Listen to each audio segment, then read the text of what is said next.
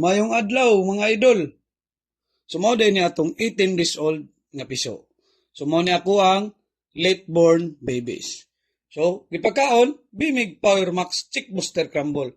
Usa ka premium nga feeds, but pasabot, sakto sa nutrisyon, kumpleto sa vitamina o minerales, with probiotics nga mao na siya ang good bacteria nga makatabang sa piso, with organic selenium nga mao na siya maka-stimulates sa immune system, antioxidant defense, himsog atong piso, ganado mo, tuka.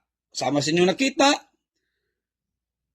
lagsi kay mga piso. Unya, dili na to kalimtan ang paghatag o painom nga Bimig 6D3. Mao gyud na practices nako sukad pagud sa una. Sa mga gidala na ko nga farm, mao gyud na.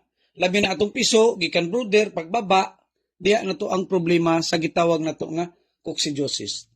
Si coccidiosis, usa ka sakit nga mag-iti og dugo.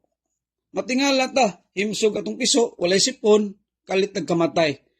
Try ninyo ablihi, inikropsi, tanawa ang mga tinai, dito na to makita nga nangabagtok nga dugo.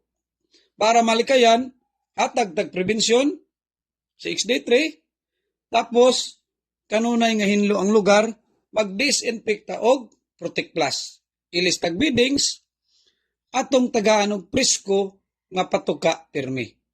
Para layo ta sa sakit, kay sayang ang gasto, ang atong kahago, nga gusto na to ikadako sa itong mga piso, bisag gamay ta, competitive sa level ang atong mga bunal nga gipangita sa itong mga piso.